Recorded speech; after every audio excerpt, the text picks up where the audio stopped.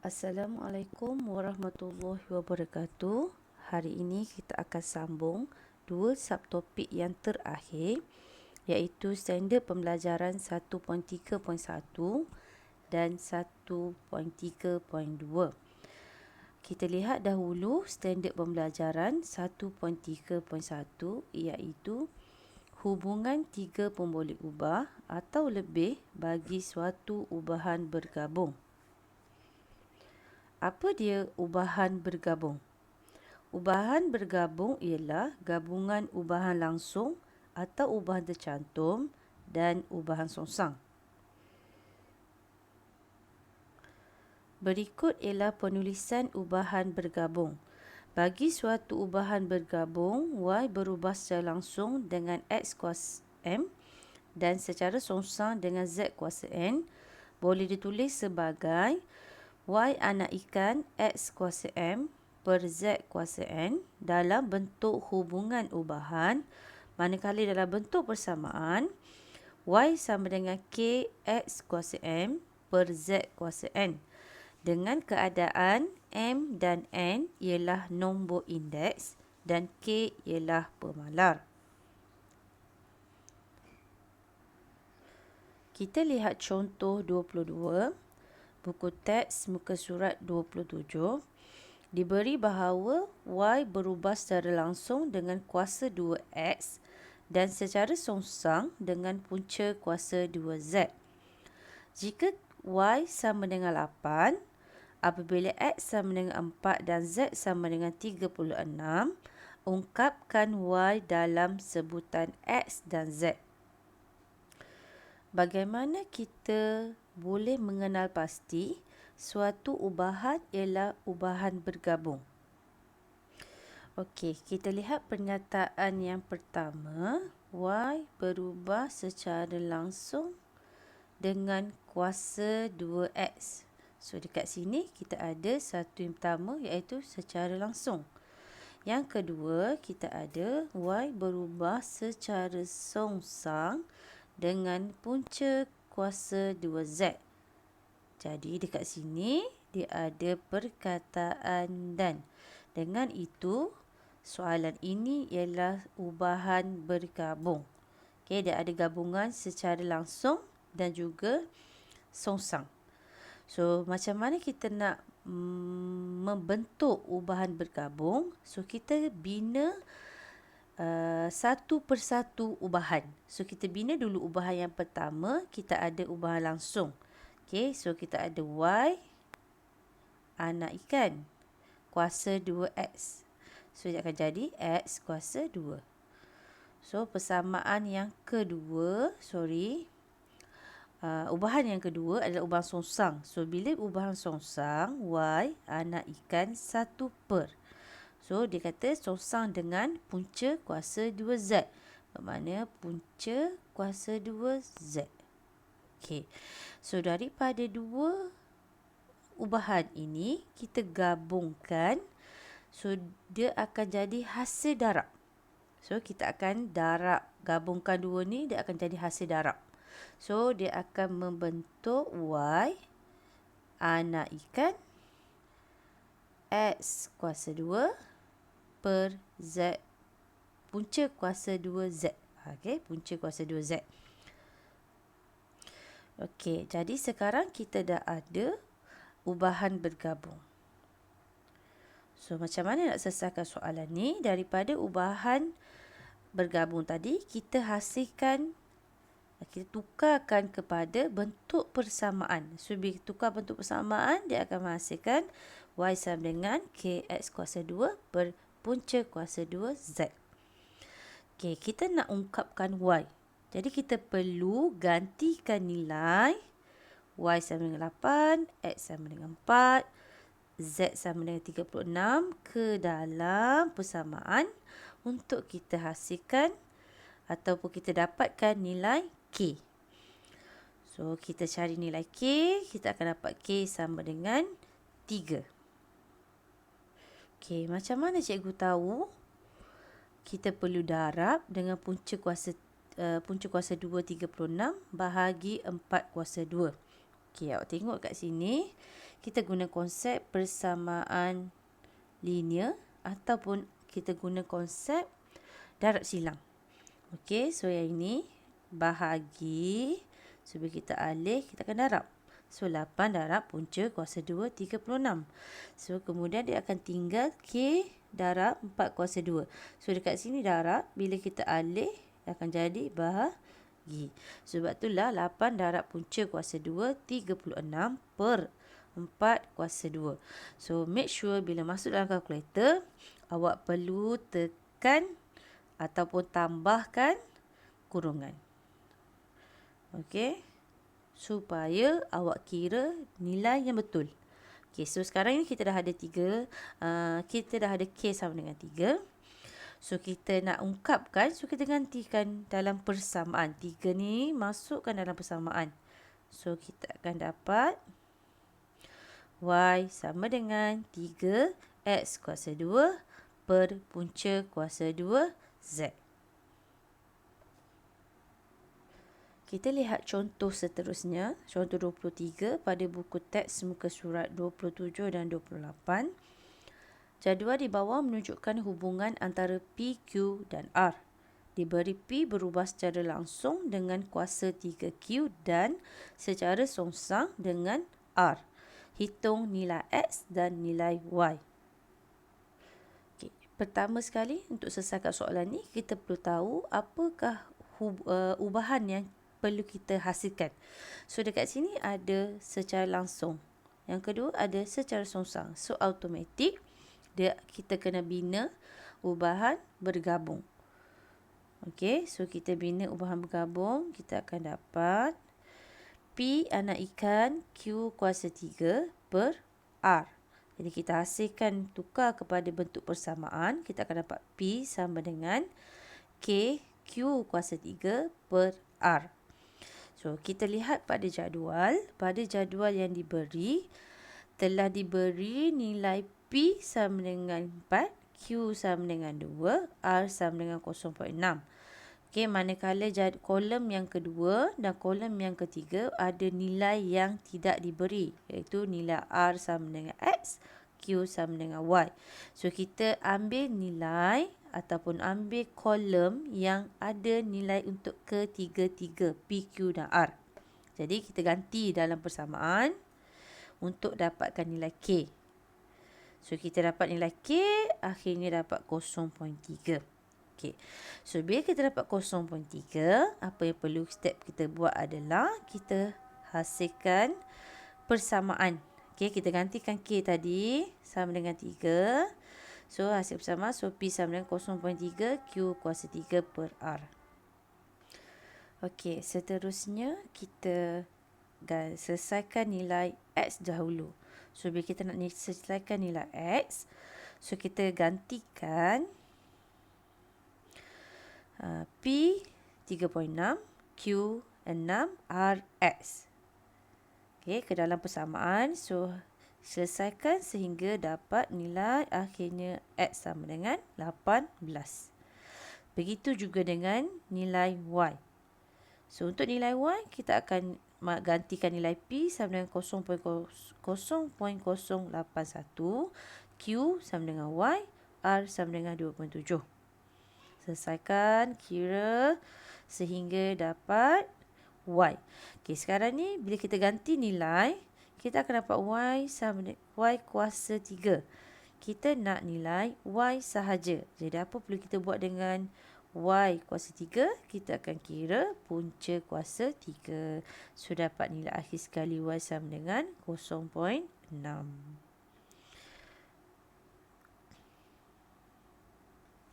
Okey, standard pembelajaran yang terakhir adalah menyelesaikan masalah melibatkan ubahan bergabung. Okey, kita lihat contoh 24. Tekanan P Newton meter pada roda kereta sorong berubah selangsung dengan jisim kereta sorong M kilogram dan secara songsang dengan luas permukaan sentuhan roda dengan tanah L meter persegi. Diberi bahawa tekanan roda ialah 45,000 Newton meter persegi apabila jisim kereta sorong ialah 90 kilogram dan luas permukaan setuar roda dengan tanah ialah 0.02 meter persegi. So, kita ada dua soalan di sini. A, hitung nilai P apabila M sama dengan 120 dan L sama dengan 0.5.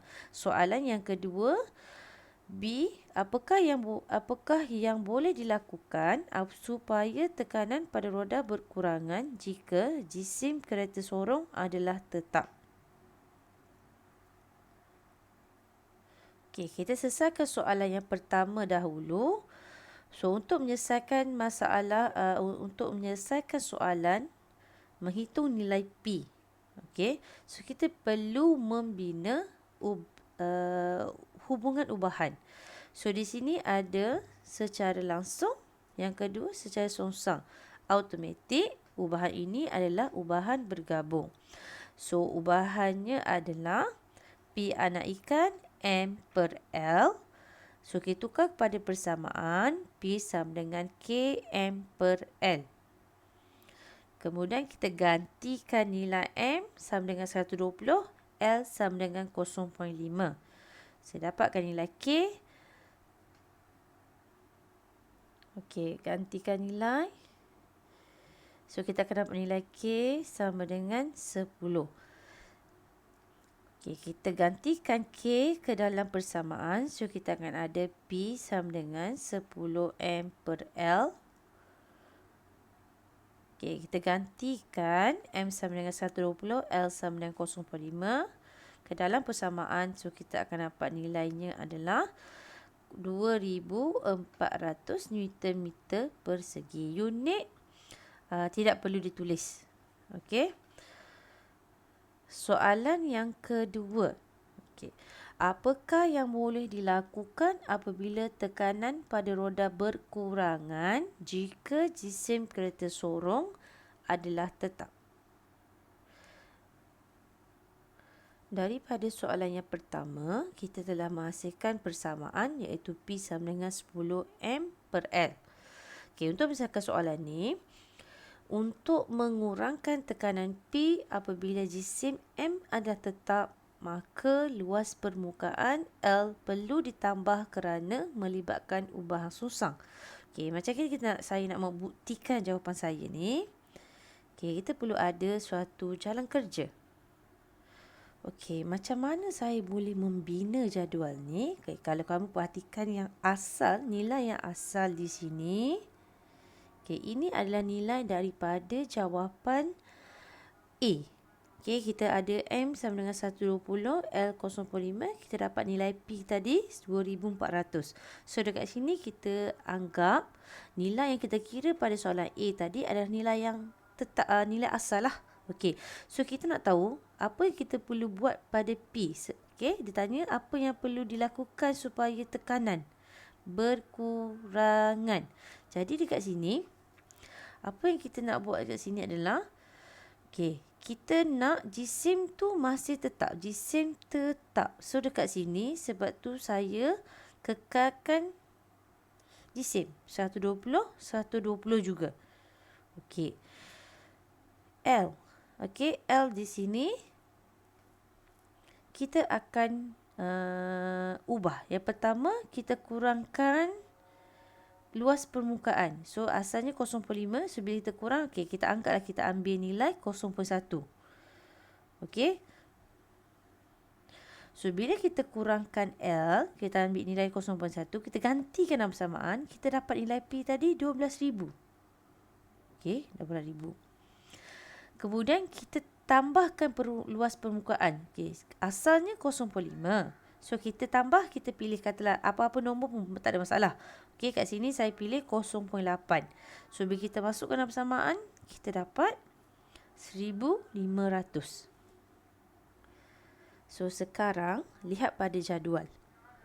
Okey, lihat pada jadual. Yang pertama, kita nak nilai tekanan tadi semakin berkurang. So, kalau nilai tekanan semakin berkurang, asalnya 2,400. So, berkurang adalah 1,500.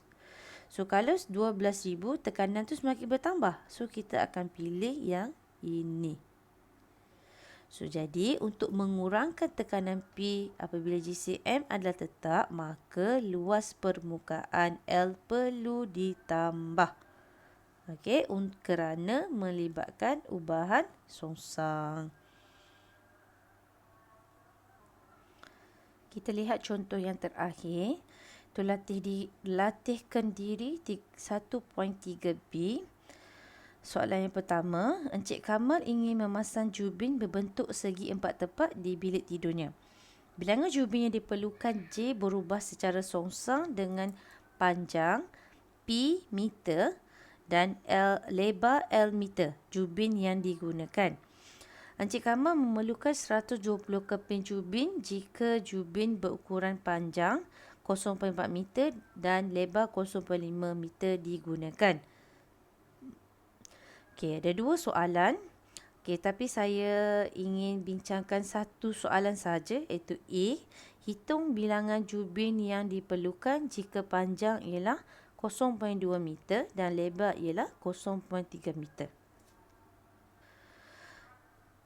Okey, dalam exam, bentuk soalan macam ni lah yang akan ditanya pada awak, iaitu dalam soalan tak ada pun warna-warna ataupun ruangan yang bergaris untuk membezakan yang mana songsang, yang mana ubah langsung, tak ada.